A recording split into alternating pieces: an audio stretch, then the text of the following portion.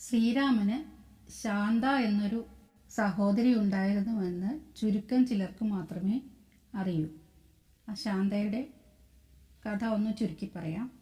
ഇത് കേൾക്കുന്ന നിങ്ങളിൽ ആർക്കെങ്കിലും അങ്ങനെ അറിയാമായിരുന്നെങ്കിൽ ഒന്ന് കമൻ്റ് ചെയ്യണേ. ദശരഥൻ്റെയും കൗസല്യയുടെയും മകളായിരുന്നു ശാന്ത. അംഗരാജ്യത്തെ രാജാവായിരുന്നു രോമപാദൻ.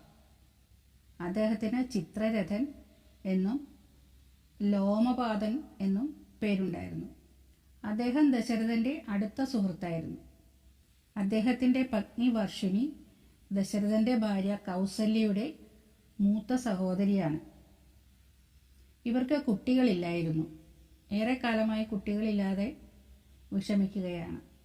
ഒരിക്കൽ ദശരഥനെ കാണാൻ വന്ന ഇവർ ദശരഥൻ്റെ മകൾ ശാന്തയെ ദത്തെടുക്കാനുള്ള ആഗ്രഹം പ്രകടിപ്പിച്ചു.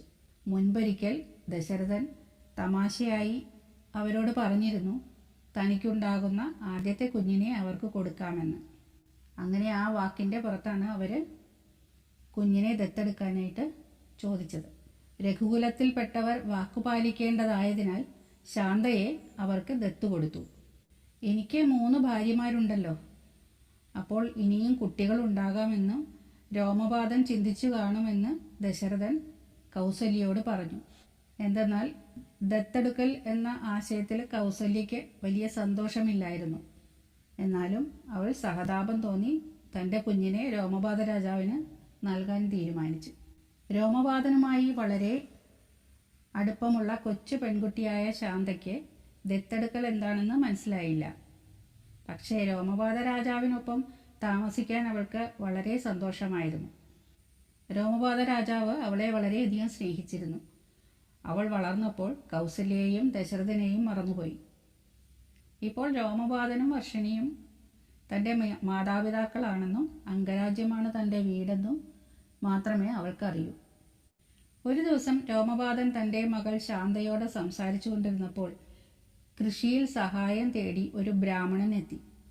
രോമപാദൻ അത് ശ്രദ്ധിച്ചില്ല. ബ്രാഹ്മണന് വളരെ സങ്കടമായി. അദ്ദേഹം ആ രാജ്യം വിട്ടുപോയി. ഇത് ഇന്ദ്രനെ വളരെയധികം ക്രോധാകുലനാക്കി. തൻ്റെ ഭക്തനെ അപമാനിച്ചതിനാൽ വളരെ കുറച്ച് മഴ മാത്രമേ അംഗരാജ്യത്തിന് നൽകിയുള്ളൂ. അതുകൊണ്ട് തന്നെ രാജ്യത്ത് ഭയങ്കര വരൾച്ച ഉണ്ടായി. ഈ പ്രശ്നം എങ്ങനെ പരിഹരിക്കണമെന്ന് എല്ലാവരും ചിന്തിച്ചു. എല്ലാവരും വളരെ ആശങ്കാകുലരായി. മഴ കിട്ടിയില്ലെങ്കിൽ കൃഷി നടക്കില്ല, കൃഷി ചെയ്തില്ലെങ്കിൽ അവർക്ക് ധാന്യങ്ങളൊന്നും കിട്ടില്ല, ഭക്ഷണത്തിന് വളരെ ബുദ്ധിമുട്ടും. അങ്ങനെ ഓരോ കാര്യങ്ങൾ ചിന്തിച്ച് രാജാവും മന്ത്രിമാരും എല്ലാം വളരെ ആശങ്കാകുലരായി. ഒരു യാഗം നടത്തി മഴ പെയ്യിക്കണം എന്ന് രാജഗുരു രാജാവിനോട് പറഞ്ഞു. യാഗം നടത്താൻ വിഭാണ്ഡക മുനിയുടെ മകനായ ഋഷ്യശൃംഗൻ എന്ന മുനിക്ക് മാത്രമേ കഴിയുകയുള്ളൂ എന്നും പറഞ്ഞു. അദ്ദേഹത്തെ വരുത്തണം. ഋഷ്യശൃംഗനും പിതാവായ വിഭാണ്ഡക മുനിയും ഒരു വനത്തിലാണ് താമസിക്കുന്നത്. ഒരു യജ്ഞം നടത്താൻ അദ്ദേഹം സമ്മതിച്ചാൽ തീർച്ചയായും മഴ പെയ്യുമെന്ന് അദ്ദേഹം പറഞ്ഞു. അങ്ങനെ ഋഷ്യശൃംഗനെ കൊണ്ടുവരാനുള്ള തയ്യാറെടുപ്പുകളായി. രോമപാദ രാജാവ് തൻ്റെ ഏറ്റവും നല്ല ദാസികളെ ഋഷ്യശൃംഗനെ കൊണ്ടുവരാൻ വേണ്ടി അയച്ചു. അവർ കാട്ടിൽ ചെന്ന് ഋഷ്യശൃംഗനെ കണ്ടുപിടിച്ചു. അവരെ കണ്ടപ്പോൾ ഋഷ്യശൃംഗൻ ആശ്ചര്യപ്പെട്ടു. കാരണം പിതാവിനെ ഒഴികെ മറ്റൊരു മനുഷ്യനെയും അദ്ദേഹം ഒരിക്കലും കണ്ടിട്ടില്ല. ഒരു ദാസിയുടെ മകളുമായി സൗഹൃദത്തിലായി. പിന്നീട് ഇത് പിതാവായ വിഭാണ്ഡകൻ അറിഞ്ഞപ്പോൾ കോപാകുലനായി അവരെ കാണരുതെന്ന് താക്കീത് നൽകി. പക്ഷേ അവരെ കാണാതിരിക്കാൻ ഋഷ്യശൃംഗന് കഴിഞ്ഞില്ല. അദ്ദേഹത്തെ ദാസിപുത്രി പ്രലോഭിപ്പിച്ച് അംഗരാജ്യത്തിലേക്ക് കൊണ്ടുപോയി. അവിടെ ചെന്ന അദ്ദേഹത്തോട് രാജാവായ രോമപാദൻ കാര്യം പറഞ്ഞു. അങ്ങനെ ഋഷ്യശൃംഗൻ യാഗം നടത്തി. യാഗത്തിനൊടുവിൽ കനത്ത മഴ പെയ്തു. ആളുകൾ വളരെ സന്തോഷിക്കുകയും അതൊരു ഉത്സവം പോലെ ആഘോഷിക്കുകയും ചെയ്തു. ആ സന്തോഷത്തിൽ രോമപാദൻ തൻ്റെ മകളെ ഋഷ്യശൃംഗന് വിവാഹം കഴിച്ചു കൊടുത്തു. വിഭാണ്ഡക മുനി മകനെ തേടി എല്ലായിടത്തും നടന്നു. ഒടുവിൽ അംഗരാജ്യത്തെത്തി. അപ്പോഴാണ് ഇതെല്ലാം അംഗരാജാവിൻ്റെ പ്രവൃത്തിയാണെന്ന് അദ്ദേഹത്തിന് മനസ്സിലായത്.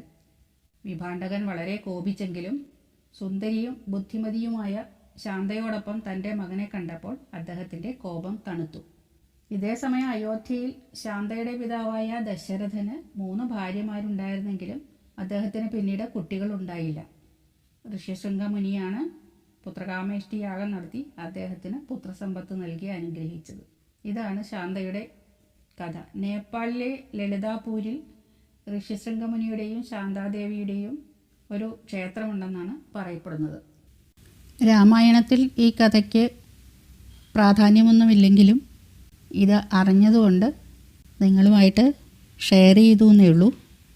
രാമായണ മാസക്കാലമാണല്ലോ. എല്ലാവരും രാമായണം പാരായണം ചെയ്തും രാമനാമങ്ങൾ ജപിച്ചു സന്തോഷത്തോടു കൂടി ഇരിക്കൂ. എല്ലാവർക്കും ഐശ്വര്യം ഉണ്ടാവട്ടെ.